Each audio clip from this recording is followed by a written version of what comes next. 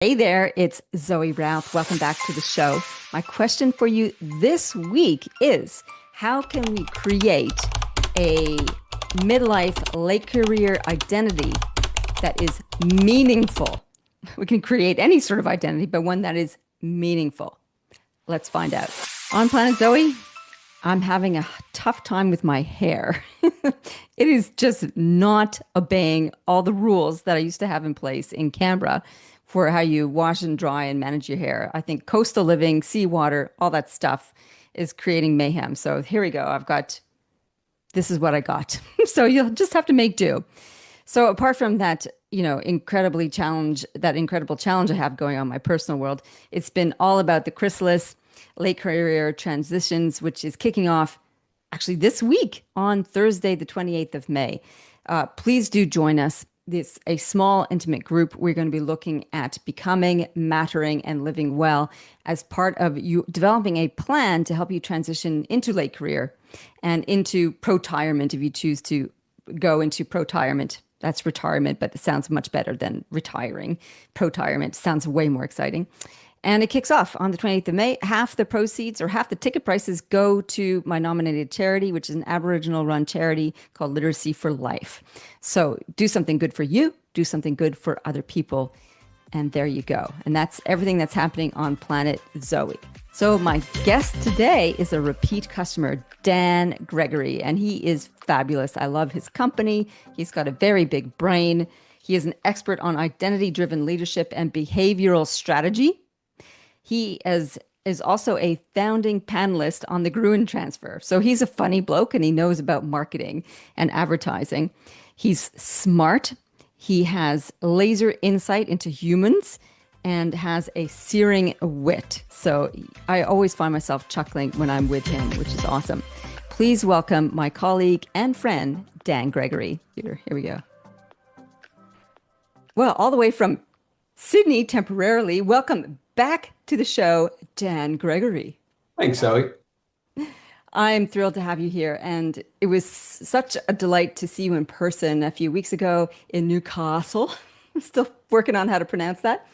And to hear what you've been up to and to have some really profound conversations. So I'm like, yes, you need to come back on the show because I'd like to talk about identity. And that's something that you are masterful with. Now, before I get into the questions, I should also warn the listeners that we are having building works in my apartment building today, and they've been testing the fire alarm. So if all of a sudden a screeching loud noise comes on, that will happen potentially, and hopefully not last that long. So there's that, and there's also construction work happening on a building behind us, which they're hoovering pebbles off the roof, and that comes out like a big drone sound. It's not currently happening, but anything could happen. And last time you and I spoke, Dan, on a podcast, you were in the lounge and you had like flight Oh, the announcements. airport. That's right. Yeah, I forgot. So hopefully it won't be as disturbed as that, but anything could happen. We do have the capacity to press pause and restart and edit, but in case we don't, off we go. So back to identity. And one of the conversations you and I were having a few weeks ago was about this later stage, late career transitions. What does late career look like, feel like, sound like? How do we want to move into that? How do we want to position ourselves in that? And you're an expert on identity and branding. So I thought, let's talk to Dan about that. So, how do people think about and talk about identity, if they do at all? And how might they or should they be thinking about identity, particularly when it comes to late career, midlife transitions? Yeah, great question. Look, I think most of us think about identity at a very surface level. So we think about identity, oftentimes it's used around the context of brand. And one of the metaphors that my business partner Kieran and I use is the movie Inception with Leonardo DiCaprio. And if you haven't Hmm. seen it, basically the movie is they're sort of dream walkers. They go inside other people's dreams, and the idea is that you plant an idea at an unconscious depth so that the person whose dream you're inhabiting thinks that the idea is their own, right? Okay. So if I think about layers of, so we've kind of got brand at the surface, which is what everyone sees. That's what's projected into the marketplace, what's projected outwardly. And then beneath that, you have, communication, you have behavior, and then you go to the unconscious awareness of identity, which is culture. Then beneath that, you've got leadership signal. And then ultimately, you've got, that real identity piece. And that's where we look to activate change, is sitting beneath leadership, sitting beneath culture, so that it becomes unconscious. So the reason that matters is, I mean, interestingly, your pronunciation of Newcastle was, you had to make an effort to do that, right? Oh Because yeah. it's not natural for a North American accent to say Newcastle. You say Newcastle or whatever you say, right? So that's what the opportunity is with identity, is when you create an identity that people buy into, that people want to see themselves as, that people want to project. That's when competence and performance and behavior becomes autonomous and self-correcting. And so at an identity level, like an Australian doesn't have to think about how to say Newcastle, they just say it naturally.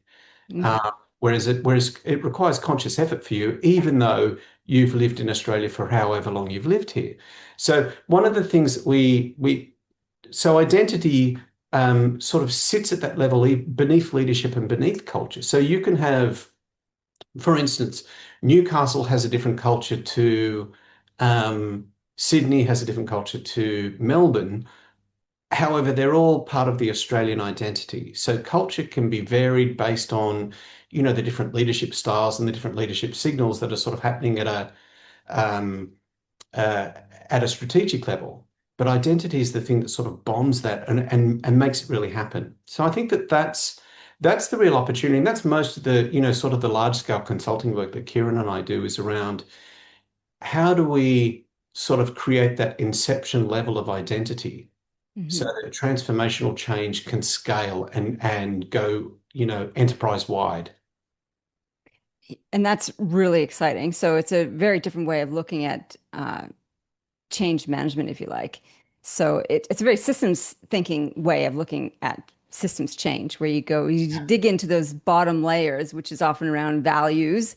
And I'm sure you're going to tell me a little bit more about what sits in that baseline level of identity. I'm curious though, because so as you're talking about like the surface level, which is the branding, and then the culture, and then the identity piece sits down the bottom. And if we want to change the surface level, we need to start at the bottom layer. If someone's in late career or in midlife transitions, the identity piece, like the bottom layer, is crumbling away in some ways because the top layer has shifted.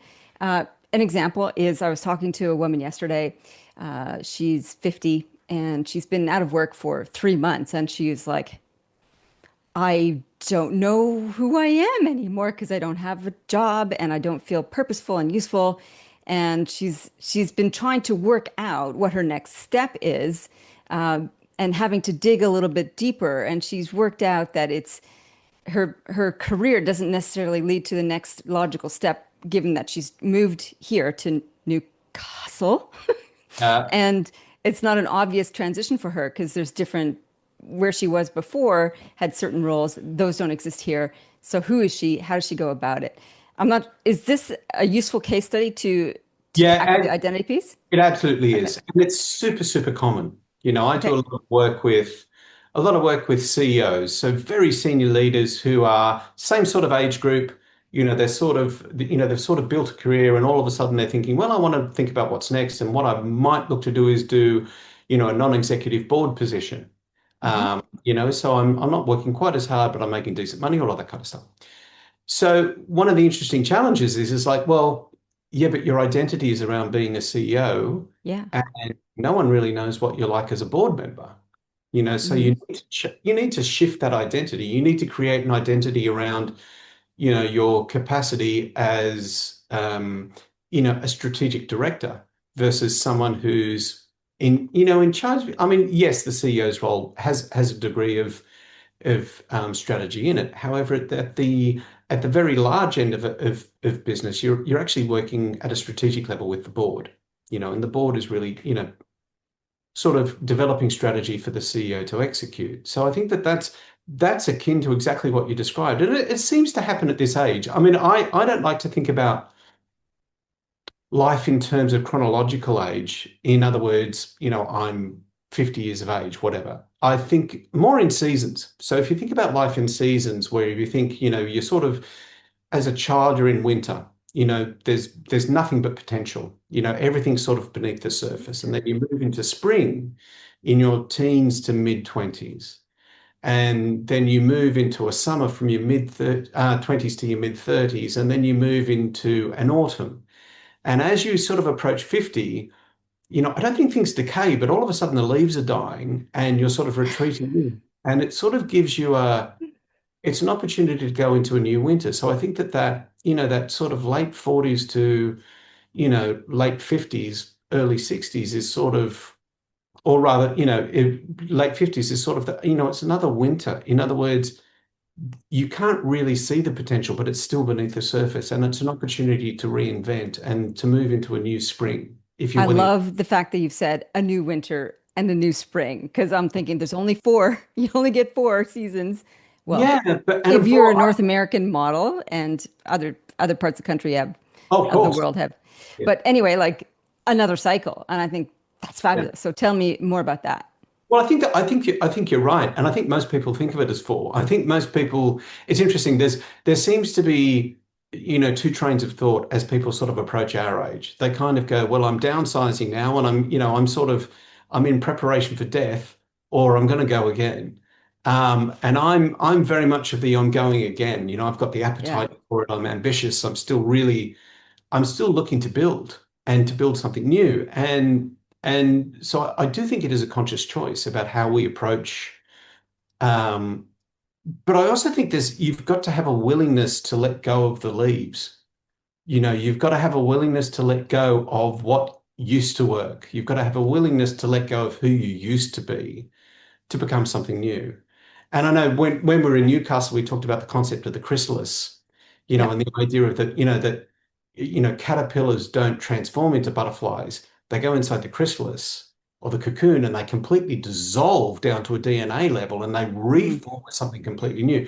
And I mm, think that's a really cool metaphor as well, because I think mm. that's really the opportunity. And a lot of the tools we used to use, like, so in my 20s, I would burn myself, like I would work 72 hours straight without sleep, living on coffee and just, I would have, drops of blood coming out of my nose and hitting the page and I'd wipe it off as an act of, I thought the blood was an act of weakness and I would push myself harder. And I think that there's actually a benefit for pushing yourself like that in your 20s. Like there's a cost. Yeah. But I don't think you should be working that way as you approach your late 40s and early 50s. I think that you've got to develop a new way of working. And it's not just about hustle, it's also about working a little bit more intelligently and being open to new ways of working and new opportunities and being more open. I mean, one of the things that we laughed about, I think I described myself as being about as spontaneous as a royal wedding when we caught up. And it's really true. I'm very controlling and I like everything planned and I'm very strategic. And I'm sort of in a stage of life where I'm having to be more open-minded to what shows up and less controlled. And I think that's one of the things that or one of the opportunities in this new, whatever we call it, midlife, later life identity. But I actually think it's natural. I don't think, we always say midlife crisis. I actually think it's meant to happen seasonally. Mm. And we kind of fight against it to our detriment a little bit. Beautiful. Um, so I know that Chip Conley talks about it's not a crisis, it's a chrysalis, which I'm down with that because I'm using that same metaphor. And this crisis it feels unnerving. So you talk about dropping leaves. So we're just going to flop between these two metaphors, seasons and change and whatever. So dropping leaves can feel crisis ridden because you're letting go of the familiar and the known, whether it's you letting go of needing to be planned and being more spontaneous as an example, or whether it's letting go of a role, the CEO, letting go of the CEO role, or letting go of other factors. That letting go piece is frightening because it's letting go of certainty and Mm. embracing something new, which has always got an edge of experimentation unknown to it. I want to come back to something that you said earlier with the example of the CEO who wants to be a board member. And you're saying it's a change of identity. For me, it felt a little bit more like change of branding, actually, because it's a surface level thing. It's a role that I'm doing, but maybe I've misinterpreted what actually Yeah, I think it is. provides the nature of identity. I think it's a yes and to that. Okay. It is at the brand level. Yeah, they do need to think about what their personal brand is and how they show up in the world and some of the opinions they need to have. But I actually think it is slightly more deep than that because Okay. the role has fundamentally changed and the responsibility has fundamentally changed. And your ability to direct at an executional level as a director shifts. So if I think about the boards that I've sat on, I've played the role of strategic advisor at a board level and then mentor for the executive team. However, I'm not in charge of execution. And if I did that as a director, I'm actually undermining the authority and the capacity of the CEO to lead. Right. And I think that that's a really useful distinction because I think what it does is, as you transition, say, from CEO to a board director, if you're used to giving directives and instructions and a narrative for where you want the organization to go, to sort of almost pull back and let someone else play that role, that requires it's like when you first go from being a really competent professional to being a leader, Hmm. because it's very easy for you to go, well, here, let me do that because I can do it better. And of course you can. You're more experienced, you've got more knowledge, etc. However, that doesn't make you a good leader. That makes you really controlling and you actually undermine people's confidence. And I think it's a similar transition from CEO to board director in that you go from a more strategic role and you almost need to you're just empowering someone who has a higher level of authority. Mm. And really your goal as a board director is, yes, a whole bunch of things like governance and risk management and all of that kind of stuff that's just grist for the mill. But I think that the other thing is one of the primary roles you have is developing the CEO in such a way that they're empowered to execute. And so you need to create clarity for them. And the more clarity and certainty you create for them as a board, the more they're able to execute. So I think it is more fundamental than just changing the brand. I think Okay.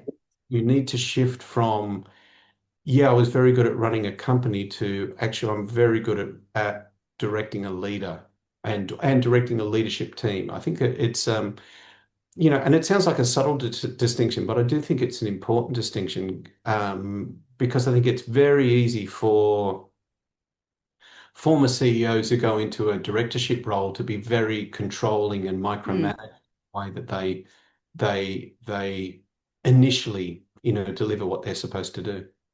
So in both those examples of the individual worker who becomes a team leader and Mm. then the CEO who moves to a board member, both of them give up control.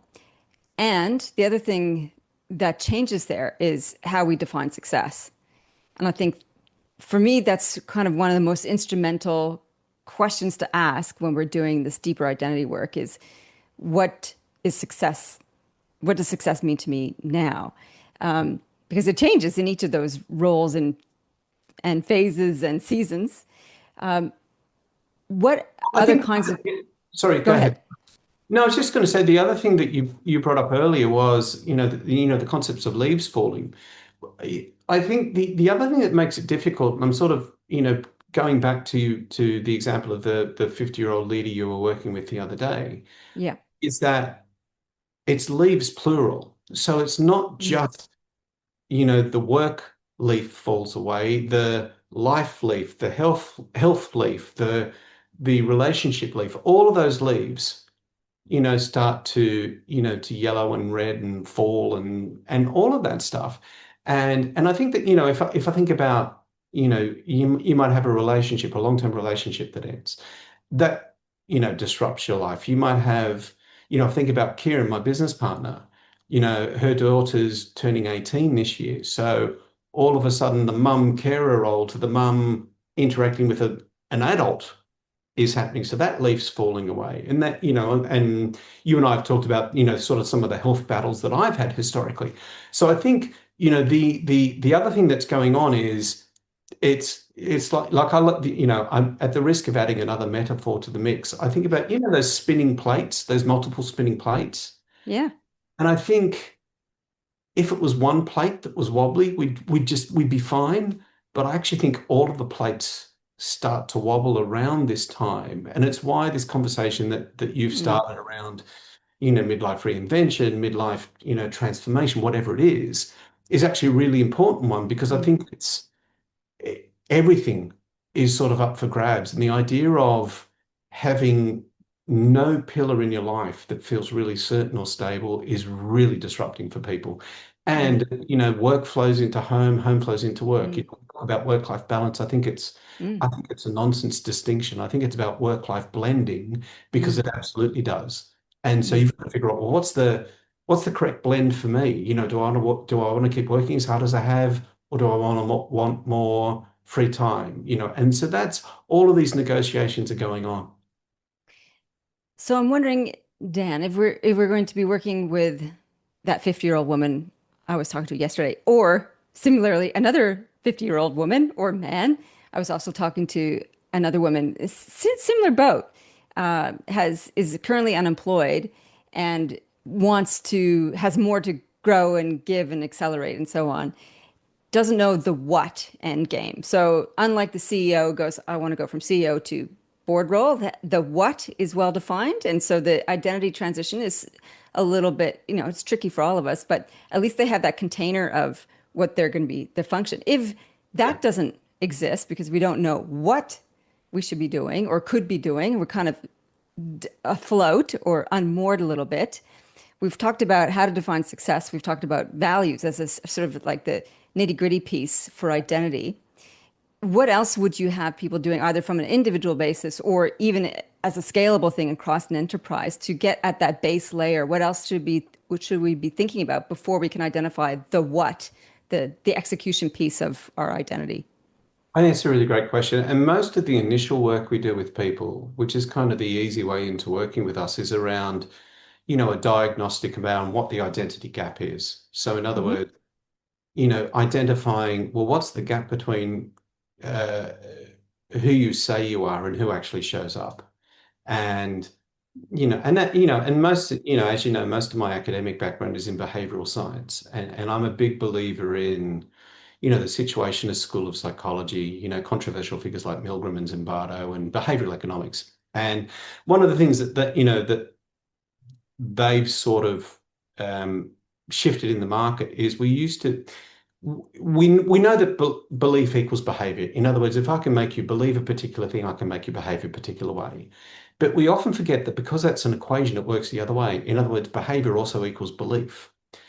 And that's really, really powerful. So one of the things that the situationists and behavioral economists found was context is a better predictor of behavioral outcome than character. In other words, good people will do good things, bad people will do good things. But in the right environments, good people will do bad things and bad people will do good things. Mm, So, in other words, if we think about the three environments that leaders are sort of having to traverse, there's multiple, there's more than three. But if I think about the psychological, the social, and the structural, in other words, what's the mindset I want to build into my people? What's the social context and the people I surround them with? And what's the structural or the systems? Coming back to the fact that you mentioned systems before, what are the systems that they operate in that changes their behavior? So, in other words, if I can change the environment you operate in, and it may be simple things like, what are you expected to wear to work? What are some of the rituals you have as part of the workday? What are some of the discrete nuances of language that we have as a culture?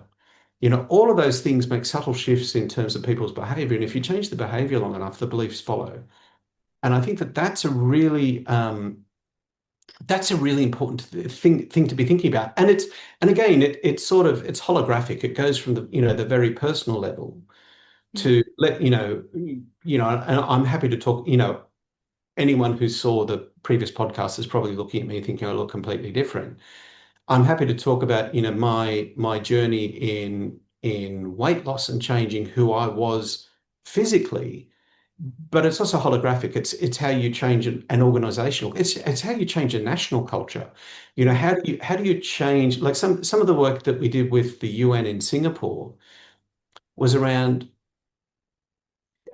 So the background. The work we were doing was how do we end human trafficking in Southeast Asia because there's a huge problem. And so one of the issues we came up against was, Singapore has a very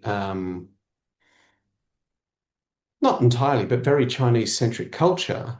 And so Mhm. there's a lot to do with saving face in Chinese culture. So what we looked for were how does saving face work as an asset in fighting human trafficking? Mhm. Great And question. so, yeah, so rather than saying, well, we just need to tell people that human trafficking is happening in this region and we're all bad because it's happening and all of that, how do we make it align with what people already believe about themselves to be true? And so it sort of works from the very base level of an individual human being, but also amplifies out to a very large scale. So I think that the fundamental starting point is okay. Well, let's identify what the behavior gap is. So what's the thing that we need to bridge? And then I think we need to look at, well, what's the reality of where we are? And let's get down and dirty and have a really uncomfortable conversation. And let's figure out, well, what's our aspiration? And then how do we build an identity that gets us from one to the other without cognitive dissonance? In other words, how do we Mm. create a bridging identity, which is the fundamental technology we use in our work that we've developed that's all about how do we get from who you are to who you want to be without you having a resistance to it? Because a lot of the times, if all you did was affirmations, so if let's say I'm overweight, which I was, so I was significantly overweight. If all I do is sit or stand in front of the mirror in my bathroom and say positive affirmations in the present tense and all of that stuff that you're supposed to do, the problem is the back of my brain, there's an exquisite BS detector going, come on, Dan, you're wearing size 52 trousers. What the hell's going on, mate? So I had this cognitive dissonance. So even though I'm saying I'm not that, I'm this, there's a barrier that's driven by identity. And it's one of the reasons why things like weight loss are such a good metaphor, because it's a kind of identity change that most people tend to understand. So if we think about, I'm sure you're familiar with set point theory, which is basically if you've been a particular weight for a particular length of time and you gain weight or lose weight, you'll tend to bounce back to whatever that set point was. Mm. And we tend to think about it happening at a physiological level, but it also happens at a psychological level. So if you've been a very conservative organization for a long period of time, and all of a sudden you want to be the innovator in your industry, the problem is you'll introduce some change management programs or some new systems or activities or processes, but you'll tend to bounce back to your previous identity unless you change at the identity base level. Mm. And the reason is set point theory tends to apply equally to a psychological level as it does to a physiological level. And there's some survival reasons for that. So we almost need to hack human nature in order to make, deep, lasting transformational change happen at scale. So let me just check a few things for understanding. Yep. So one of the pieces of resistance that goes into that set point idea is that change is destabilizing, uncertainty causes stress, therefore we go to what's known, even if it's not helpful for us. Is that a correct assumption? Yeah, absolutely. And so there's a lot of psychological research that actually backs it up. What we know is um, people tend to find certainty or comfort rather in certainty, even if it's not good for us. Yeah. So let's say a woman had an abusive father when she was growing up. Quite often she'll mirror that behavior as she goes through relationships. She'll find abusive men in relationships. Now, again, it's not a fait accompli. However, it tends to show up because even though at a conscious level she might know that actually this is really unhealthy, there's a certainty and a comfort that comes from the behavioral familiarity. And this shows up in all kinds of things. We engage in, so not just as a relationship level, but let's say a man grew up with an alcoholic mother. He might associate um, emotional sublimation with consuming alcohol. And even though he might consciously be aware that the alcohol consumption is bad for him, he might gravitate to that behavior because it's familiar and it's sort of been a part of his identity. In other words, we like to think of ourselves as being very, very rational in our behavior, but what we tend to do is we tend to gravitate more towards the familiar because there's a sense of certainty around it. And even if that certainty is unhealthy, we'll tend to gravitate to that behavior. So I've just used examples, and again, my background is in clinical psychology, but those are examples that show up in a lot of clinical psychology research where, people say, well, why did she go back to that guy? Or why did he become a drinker when he had Mm, the example of his mother, right? mm, Um, and it's really easy to judge people and say, well, they should know better. They had this experience, right? Well, I mean, we all do that. We all go, well, it's yeah, easy to be judgmental with other people because we don't walk in their shoes. yeah. But actually, there's some really, deep psychological roots that sort of explain the behavior. And again, it's not everyone that has that experience will behave in a particular way, because obviously people show up in different ways and we don't have one linear experience. We have a systemic experience with lots of different things influencing us. Um, so I think that that's an example of, or a couple of examples of how that behavior can show up in ways that's really unpredictable. And what you really need to do is, most of the time when we try and change behavior, either at a psychological level or at a commercial level, or even at a structural and national or cultural level, we do it a really surface way instead of digging into, well, hang on, what's driving this behavior? Mm, How do we hack that at an identity level? mm. Okay, so I want to check a few other things for understanding as well. So you talked about the identity gap, who we say we are, and how we want to show up, and the behavior gap between that, sort of the reality check piece. If I'm applying this to the chrysalis concept, so we're in the chrysalis, we're looking at what's next for us, and we don't have a strong sense of the what, the execution part of that. There's still a gap, and I'm thinking, I'm thinking about all the conversations I have with people who don't know what's next, and it's the doing part that they worry most about, as opposed to the identity, deeper seated thing. Perhaps, and I'm looking for your inspiration here. Perhaps when we're sitting in that chrysalis, going, I don't know what is next, about who I'm next. What does that mean? Like, and I think one of the guiding questions could be, is one was a success question. What does success look like? And it could also be, how do I want to feel in this next stage of my career or midlife, as a sort of a frame? So it's not definitive. It's not as defined as what you're talking about from a culture change point of view. Like our culture is traditional. We want to be innovative. Like that's a pretty stark contrast and a pretty clear idea. Yeah. Is there anything else we can do while we're in the chrysalis to help us form the idea of the identity that we want to move into? Anything else you would recommend? Yeah, look, I do think, I don't particularly want to throw stones at Simon Sinek's work on why, but I think who has to precede why. Okay.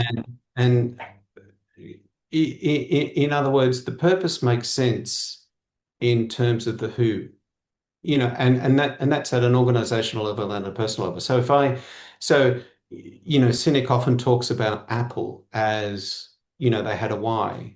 Um, but actually they had a who before they had a why. So their why was, how do we reduce the friction between the human being and the digital interface?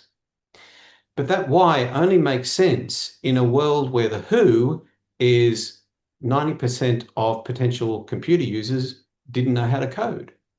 Mm, So if we go back to 1984, now I was a computer nerd in 1984, I knew how to code, but most people didn't. So in other words, reducing the friction between the human being and the digital interface only made sense when you had a cohort of people who didn't use computers, because most people didn't use computers in 1984. mm, Now we've all got a mega computer in our pockets, so we all use them now. But the only reason we didn't learn how to use computers. Computers learned how to work with us. mm. And that was the real distinction. So I think that's a really important thing. And I think that I always think quite often I'm asked to give a futurist speech on, what's the future of a particular industry, or what are the trends in an industry or something. And I always think when you look to the future, you've got to look a little bit like Clint Eastwood. You've got to squint your eyes a bit. Do you know what I mean? Because Yeah. you can't see the future clearly, right? And I think that that's that's a useful technique. But I think you can think about, well, what kind of person do I want to be? And rather than thinking about what are the things that I'm trying to avoid, what might a perfect day look like? What might that be? How do I want to behave? How do I want to dress? How do I want to show up? What kind of people do I want surrounding me? So I think delving into that level of self-examination is actually really useful in defining what kind of person you are versus necessarily how you get there. Hmm. Oftentimes it's funny, I wrote a book when I was, my first book, I was about 30, and it was called What I Wish I Knew at 18. I wrote it with a friend of mine called Marty Wilson. And it just came out of a conversation. We were sitting in Marty's lounge room in London. We were both working as stand-up comedians at the time.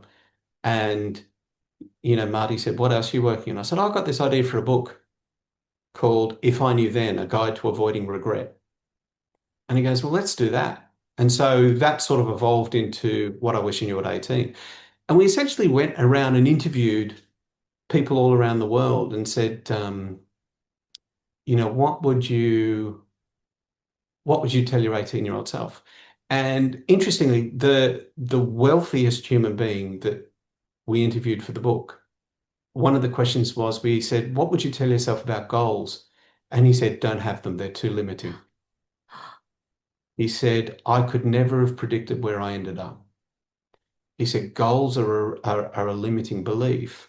However, have an intention about the direction you're heading in and allow the how to show up because it'll be better than what you can think of. And there's and again, I really bristled against that as a control freak. Um, but it was actually really useful advice because I do think, retrospectively that's true. So if I think about what, I think, I was the first person in my family to go to university. And I think my parents thought, oh, he's going to transform the fortunes of the family. He's going to be the first non-blue collar worker in our family, right? And and then I, dropped out of uni and changed courses, and then I changed jobs, and I went from one thing to working in advertising, and then I started doing really well in advertising and thought, oh, he did have an idea. And then I left advertising and worked in stand-up comedy, and I thought, he's lost it. And then I went back into advertising, and so, if I think about what I do now, where, I travel the world doing, strategic facilitation with people. I deliver keynote speeches at conferences. So in retrospect, the business career, the stand-up comedy, the psychology I've been studying for 30 years, all of those things make sense, but only in retrospect. So Hmm. I think I think, and I don't want to sound too woo-woo about this, but I think that I don't think you've got to get good at listening to yourself and being guided by an internal sense of direction. My observation is, and again, it's anecdotal, is I think a lot of people kind of know what they really want to do, but they're afraid to pursue it. I think a lot of us spend our whole lives pulling the cord on the reserve chute before we've even reached for the main chute. And I think, it's, in other words, oh, I'd really like this kind of home, but I'll settle for this. And so that's the thing you look at. And one of the things you learn about riding a motorcycle is if you look at it, you hit it. So Yeah. if you're traveling at high speed and you're coming into a turn and there's a wall, if you look at the wall, you're toast.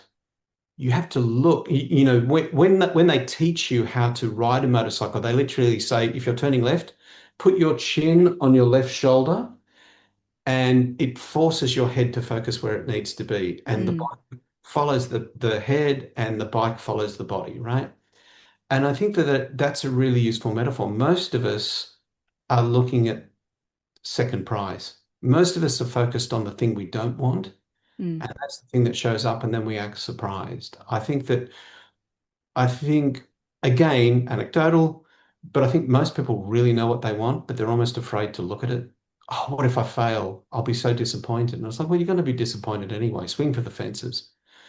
And I think that swinging back to our conversation about, this midlife reinvention, I think at 50, we kind of realize a little bit of the truth of that. And we go, oh my God, I spent my whole life aiming for silver and I never went for gold. And so there's a little bit of an impetus to say, well, okay, if I'm going to go again, what am I really going to pursue? And so there's one of the things you need to let go of is consolation prizes, I think, and to decide what's really important. Love And that. I think you become less involved with what other people think. I love that. Well, I feel like I should drive this kind of car. I should wear this kind of watch. I should have this kind of home. I should have this kind of a partner. My child should go to this kind of school. And I think at some point you go, and I don't think it happens till later in life. And I don't think it can happen till later in life.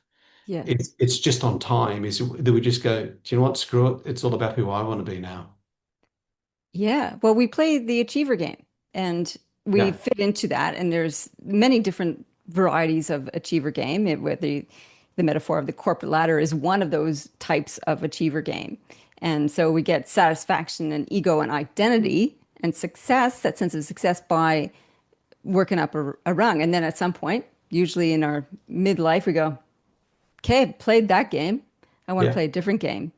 And I think that's really powerful. I mean, let go of consolation prizes, I think, is one of the best pieces of advice I've heard you say. I want to ask you a little bit about the who before the why. Yeah. And because you talked about it in two different ways, and I want to make sure I've understood it correctly. So there's the who of who do I want to be as a human? How do I want to show up? And that sort of introspective who. And there's also the who of who do I want to be of service to, which is the example of Apple and who their audience is. Is the who both those things, or is that, I'll just stop there. Yeah. Is it both Yeah. those things? It is Okay. both those things. Okay, so I've used Apple as an example. Let me use myself as a personal example. Okay. So in the past 5 years, sort of as I've sort of traversed before and after 50, um, so I almost died. I spent, 10 days in the ICU during COVID, not with COVID, but essentially, uh, my now ex-wife, Kerry Ann, took me to the hospital. Um, and I was about 24 hours away from complete organ failure and death. So that was a confronting thing. And then, my marriage ended and ended very positively. I'm still incredibly close to Kerry Ann and, we still look out for each other but it was one of those things where it sort of we became different people. And so that was a thing that fell away. And I also lost um a couple of friends we just grew apart. I lost one friend to cancer. And so all of these things started falling away at the same time. And it was, and COVID happened. And all of a sudden I went from speaking at 3 conferences a week to there's no conference industry. Mm. And, I had to reinvent again. So going back to my plate metaphor, every plate fell and hit the ground like it was a Greek wedding. So I think that was a really challenging time, and it felt like chaos. It felt like, and I was kind of trying to prop everything up. I'm trying to save everything, and I think it's natural to try and save everything, but over time you realize actually none of it was savable. It needed to happen. It needed to fall apart. It needed to be uncomfortable. It needed to be psychologically challenging, emotionally challenging. All of that stuff needed to happen. And it's very difficult to appreciate in the moment. And Hmm. you only get a sense of appreciation when you start to move through it and things start to come good again and you start to explore new opportunities and you have to force yourself to be open-minded. So I'm actively forcing myself to be open-minded to possibility. And And I think that that's really interesting. So if I think about my weight loss, so I lost. So again, Kerry Ann found found a book called the Diabetes Code, written by a Canadian, Dr. Jason Fung. He also wrote the Obesity Code, and that sort of started me on the road to health. And so I lost 70 kilos, which is an Was entire it that much? with that much. Yeah, That's I know. like that's like a whole human. I know. I know. It's Wow. I actually said, I actually said to my sister, uh, who has five kids, the last of two were twins, and I said, "Well, you carried twins for 9 months. I carried a whole human being for 30 years," um, which is a good way to lose the sympathy of a pregnant woman. Never say that. Mm. But um, but then I regained 50. And so I lost the 50 again. So all up, I lost 120 kilos. Oh my God. But interestingly, so this is pre-Ozempic. So I lost the weight the old-fashioned way. And what I realized was when I regained the 50 was I'm like, oh my God, this is set point theory. This is exactly what I teach people showing up in my life, right? And I changed surface level behaviors. And I've always been incredibly motivated and incredibly disciplined just in the work context. So I just applied that to physical health, which I never really valued. What I realized was I needed to change my identity at a physical level as well. And that's what's allowed me to keep the weight off, is I had to change who I was and who I saw myself as. And then I had to build some behavioral anchors around that. I had to build some rituals around that. I had to build some language, I had to change the way I dressed. All of these things were really important. Mm. I stopped wearing all black. I mean, I still wear all black occasionally, but anyone who knows me pre-weight loss knows that my entire wardrobe was nothing but black, right? Mm. And so, I mean, you can't really tell on this screen at the moment. It's actually a blue suit I'm wearing, but again, it's all of these things were part of, so it wasn't just eat different foods, eat at different times, Mm. change the amount of food I ate. It wasn't just that. Yeah, that was, some of the structural and behavioral stuff. I actually had to change at an identity level to make it sustainable. And so exactly the same process that I would use to transform someone at an individual level, whether it might be myself or one of the leaders that I mentor, it's exactly the same process that I'd take to a large scale organizational transformation at an international level. So I've had exactly this conversation with a friend of mine who's the CEO of a large multinational tech company, and they've got leaders all around the world, every continent. And again, one of the challenges that he faces is he's the head of an organization that has leaders in every country, which has its own culture, its own identity. And so, how do you create an identity within an organization that's able to survive showing up in different national cultures? Mhm. And then you've got different personalities within that. So, all of that stuff is really interesting and challenging, and that's the richness of the work that we do is actually you get to drive this large scale change, but the fundamental theory is the same. You actually need to change at an identity level so that it becomes self-correcting. Mm. Like um if you think of yourself as you don't have to think about how to be Canadian, Zoe, right? You grew up as a Canadian, right? It's unconscious. Mhm. And so I've lived in a lot of different countries, and 50% of the things in every country I've lived in, whether it be Italy, the UK, the US, or time I've spent in Asia, 50% of the things make perfect sense to me, and 50% of the things are bizarre. And I'm sure it's not just the pronunciation of Newcastle. There's 50% of the things Australians do just look completely bizarre to you as a Canadian Australian, right? Particularly when you first moved here. Yeah. Vegemite. Hello.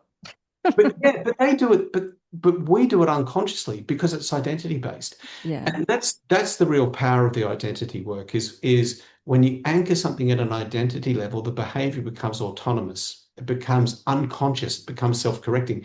And I'm sure you've used the performance metaphor before, that you go from unconscious incompetence all the Mhm. way to unconscious competence.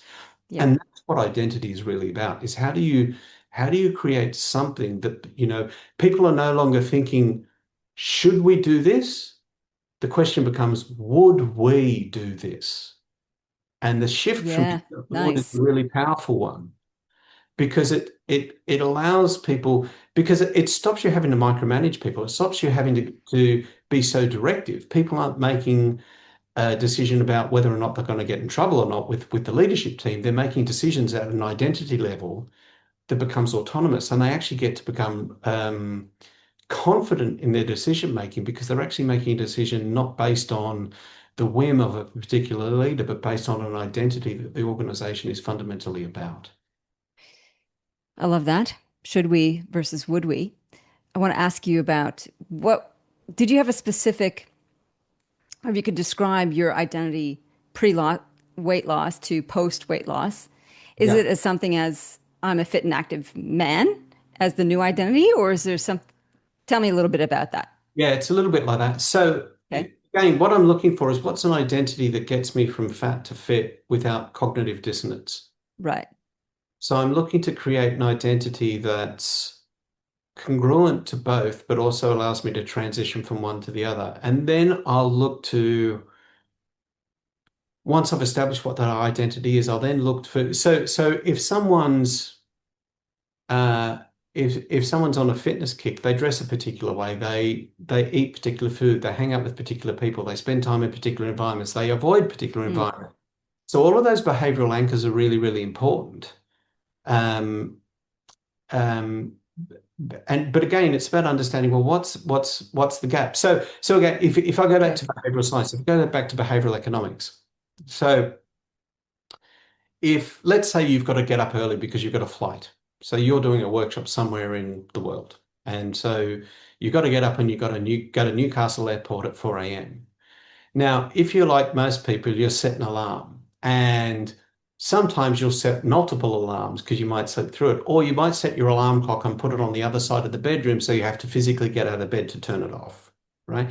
In other words, you'll create behavioral interrupts in your environment, so that you're not just relying on belief or discipline, because we'd all like to believe, Okay. no, I'll wake up at 4 a.m. naturally and I'll be energized and I'll be on top. We go, no, no, no, no. I don't trust myself not to hit the snooze. So the behavioral break is the proximity to the snooze button, Got or it. only having one snooze button, right?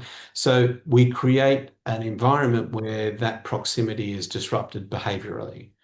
And the same is true around identity. It's like, well, what are the Mm. things that I know are going to fracture that identity, that I can remove from the environment, or things that I can add to the environment that make it more powerful? And so what I'm looking to do is, how do I create a bias towards success? But just as importantly, how do I create a bias away from failure? Because I think one of the problems we have as individuals and leaders is we go, well, I'll just tell people what to do and they'll just do what they do. And I go, well, good luck. Because we all think we should save money for the future. But if I get up in front of an audience and I say, how many people here have more money in voluntary savings like bonds and shares than they do in things like their mortgage and their superannuation? In other words, forced savings. Almost no one puts their hand up. So we know we should, but we don't, Yeah. unless we create systems and environments and processes and contexts that create that success bias. So that's the thing that uh, like it's interesting, if so I speak a little bit of Mandarin, and I was talking to my Chinese teacher, and I said to her, I find languages quite easy. I'm very auditory. I pick languages up very quickly. And she said, oh, you're learning really quickly. Most people struggle with learning Mandarin. And most people think Mandarin is really hard. And I said, really? Because Chinese toddlers can speak Mandarin. How hard can it be? And the truth is, the reason they do is because they're in an identity-driven environment that produces that behavioral outcome. Yeah. And so what we look to do in the work that we do, and it's again, it's the same whether I'm talking to a board and an ELT or a C-suite leadership team around large-scale organizational transformation, or if I'm talking to an individual who's looking for career or personal transformation, it's how do I create an identity-driven environment that allows the behavioral outcomes or the performance metrics that you want to show up autonomously and unconsciously. So that's what I'm really looking for is again, because we say things like, well, discipline is better than motivation. Yes, and design is better than discipline. Mm. So in other words, if you create the environment where an outcome is more likely, then that, and we see that culturally. If you want to find blue collar workers, you go to particular suburbs. If you want to Hmm. find uh, people who are C-suite corporate workers, you go to particular suburbs. And those kids some go to private school, some go to public school. Now, it's not fait accompli. Like I work in the business world at the top end of town and I went to a working class public school. So it's not a determining factor in the same way, being an alcoholic or seeking unhealthy relationships is not a fait accompli. Mm. However, it's if you're going to play the odds, which is a pretty decent way to think, you're actually fighting against the odds. People often say, Oprah Winfrey is an example of someone who demonstrates that it doesn't matter if you're black or a woman or you come from an abusive childhood or you had an abusive relationship, that you don't have to, your past doesn't determine your future. Yes, that's true. However, she's also an example of how rarely that happens. Because if I Mm. say, name another black female billionaire who came from a terrible background, and you're not allowed to use Beyonce or anyone else from Destiny's Child, people run out of names really quickly.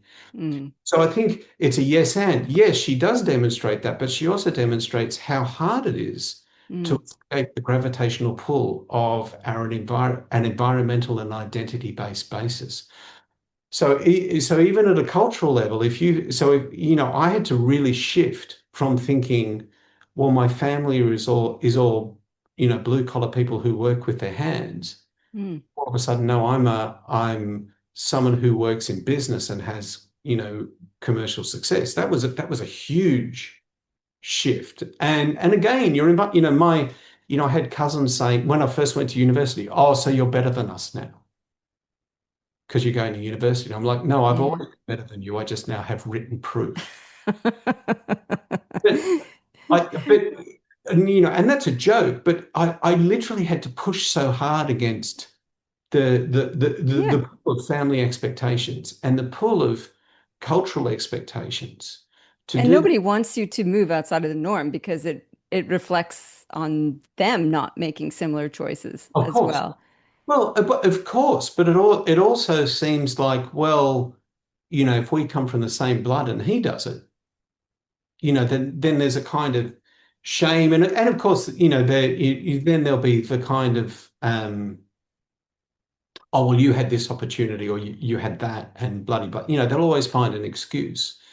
And it's not that people don't have particular hardships or people haven't had horrific trauma in their lives. In fact, I think the other thing that comes with age, Zoe, and as long as we're circling around this theme, is a greater appreciation and a greater empathy for people.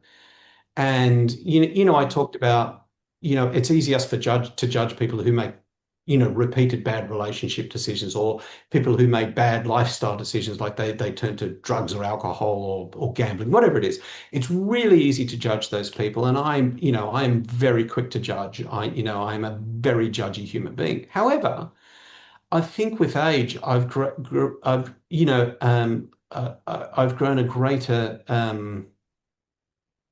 empathy might be the right word for, or more so understanding, a greater understanding and appreciation that you don't always know the trauma that lies behind someone. You don't always understand, what happened in their childhood, how they were Mm. shaped.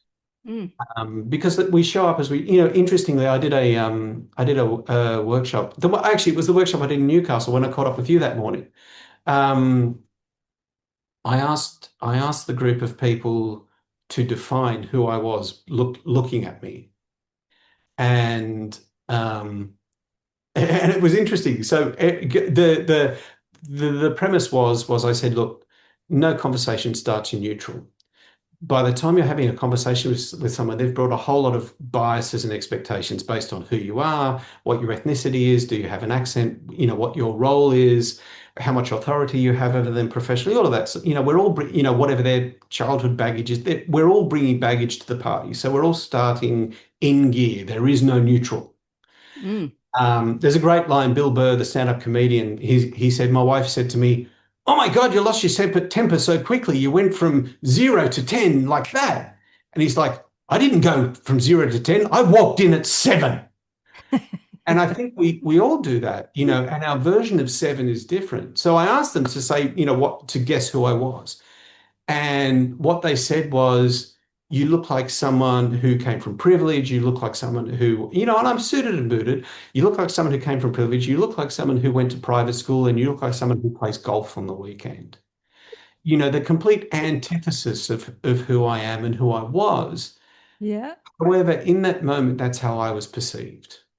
Yeah. So, and again, there's a conscious curation of identity around that. Like I dress like it's a weekday, and I dress in a suit every weekday, and on weekends I'll wear chinos and a polo shirt, whatever it is, right? But I dress, my business partner always laughs. She said, you've come from the advertising world, but you dress more formally than anyone else does in the advertising world. Everyone else in advertising is in jeans and a t-shirt. And it's like, well, yeah, but this is part of the reframe of my identity and who I had to become, partly driven by who I was based on my childhood definition of identity and some of Mm. the identity um, anchors that sort of came with where I came from and where I grew up and the kind of family I grew up in as well. So I think that all of those things are, and again, I'm consciously unpacking some of the stuff I've done unconsciously, but I think it's exact. If there's some research that I read interestingly that said uh, if you get people to come to work in jeans and a t-shirt on a particular day instead of suit and tie, they're more innovative. Now they're the same people, but they've come in with a different expectation based on the environment you've created and the uniform you've asked them to wear, and in some ways the identity or the mask you've asked them to put on for that particular day. Yeah. So, in other words, they're more open-minded to trying new things and to being more playful and to having different conversations. So, again, I think one of the most interesting things you said, Zoe, I think, is around this idea of systems thinking.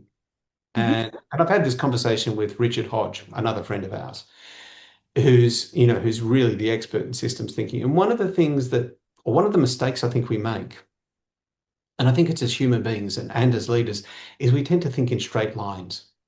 This happened, then this happened, therefore this caused that. So it's causation fallacy, right? And life is far less like a straight line and more like a spider web. Something happens here, here, and here, and then Mm. something happens here. And so I think it's important as individuals and leaders to take time to sort of get that aerial view and actually look at what are the connective threads. Mm. I And love it. well, I think like there's a really provocative example I use where um, I'll ask an audience, who set India free from British rule in the 1940s? And everyone says Gandhi, Mahatma Gandhi, right? And I go, yeah, that's the easy win. And then I say, what about Adolf Hitler? And they go, what? And I go, well, who was responsible for bankrupting the British Empire in the 1940s? And they Mm. go, oh. And I go, in fact, it took probably 2 decades for Britain to rebuild. So they didn't have enough money to manage their own country, let alone manage an empire. Now, Mm. rumor has it Adolf Hitler was a bit racist. So I don't think it was his intention to set India free from British rule. However, that was one of the outcomes. Now, it's Uh, deliberately provocative because no one thinks about it. yeah. Again, yes, Gandhi, but yes, there were, and there was sectarian violence happening within India. Yeah. So it wasn't just one cause or one individual or one leader or even so the Nazi war machine in no way intended to have, a positive outcome. Well, a positive outcome outside of what they believed, right? Mm. However, there's knock-on effects to everything that happens.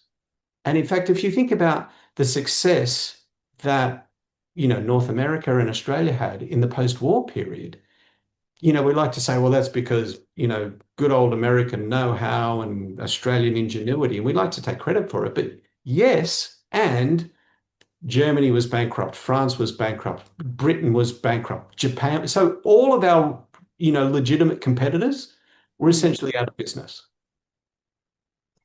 Yeah. So I think that's the other thing that's really important. And again, I mean, a lot of people will argue with the example I just used, and it's deliberately provocative, and I'm sort of stretching the truth a little bit. However, it's a good demonstration, I think, that not to focus just on one causal element in terms of how you drive change for yourself or how you drive change within a culture. It's actually a whole bunch of different things, and sometimes those things might be contrary to what you think is important, but it will absolutely have a knock-on effect. And I think it's one of the risks. The reason I use that metaphor and the reason it's so deliberately provocative is because it shakes people's thinking. And Mm. and the other observation I've had is we like our thinking not being shaken. We Oh li- my God, that's right. and it's really useful. It's why provocation is, and it's why I use humor in the work that I do, because humor allows people to be more open-minded, and it allows me to be more provocative than I could if I was being absolutely 100% serious. Dan, we have to move to the fast three because I'm conscious I have consumed a lot of your time. So, are you ready for the I'm fast ready. three? I'm ready. Okay. What is the future technology you most want right now? Oh, future of technology. I'm a huge fan of traveling, and I think the only thing I really am interested in, particularly as we've got, a third war happening in the Middle East at the moment, is a really efficient but faster travel between nations, just because Yeah. that just makes my life a lot easier. Yeah, I hear you. Number two, what's the best tip you ever got for leadership? Oh, great question. This is my favorite question you've got, Zoe. Is as a leader, learn to translate, not just transmit. So there's a really interesting study I read recently that basically said if you've got more than 10 points difference in IQ, you're not just communicating with someone, you're having to translate. In other words, it's not that one person's smart and one person's dumb, it's that you're essentially speaking different languages. Mm. So I think that's really important. And I see this in leadership a lot, and I certainly saw it in my leadership. I was good at giving people information, but not good at cultivating understanding. So learn to translate across different pillars and different areas of expertise and different sort of levels of intelligence or intellect or training. I think, yeah, translate, don't transmit. Okay, awesome. And number three, what are you reading or listening to right now? So reading and listening, and we've had this conversation before. So I listen to two audiobooks a week. I'm listening to a lot of dark psychology at the moment, just because I'm personally interested. So I'm listening to the Black Book of Power by Stan Taylor, which is really interesting, and confronting. Uh, and reading, I've just started reading fiction. Um, so I've had Good job. chronic insomnia my entire life, as you know, and I've just started reading fiction at the encouragement of yourself, Kieran, my business partner, and also another Canadian, Tara Moss, the who writes historic fiction. So I went and saw Tara at her book launch in Melbourne last year. So she does historic fiction, and I've sort of been getting into historic fiction, and people like I think it's Patrick Cornwell. No, it's not Patrick. Patricia Cornwell? No, it's a Okay. man. I can't remember his first name.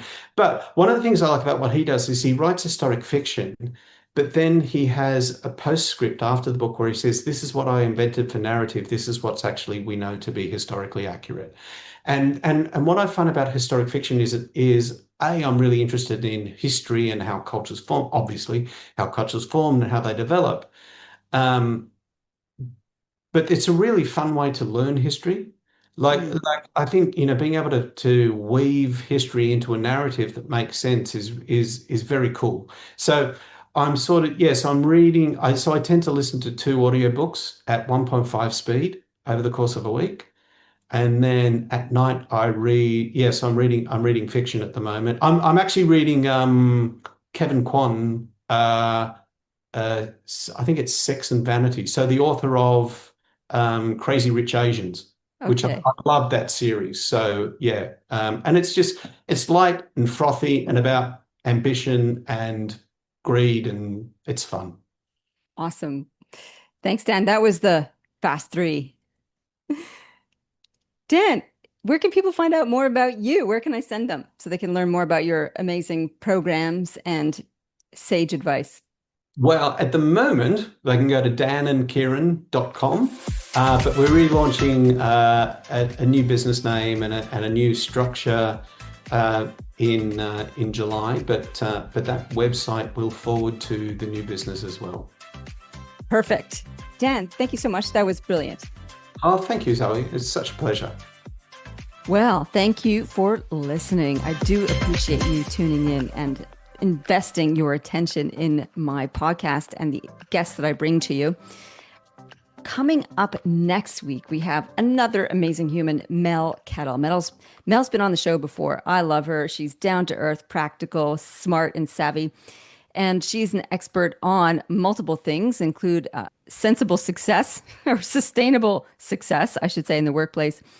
And she's going to talk about aging in the workplace. So, something that a few of us are contending with, actually, all of us are contending with, because the aging workforce is a challenge and an opportunity. So, she's going to share some fabulous insights that way. Do make sure you join us for the Chrysalis. It has started already. You can still get the recordings from the first workshop that we did. No problem. And you can catch up along the way. A small, intimate group, lots of support, and great conversations. The link is in the show notes.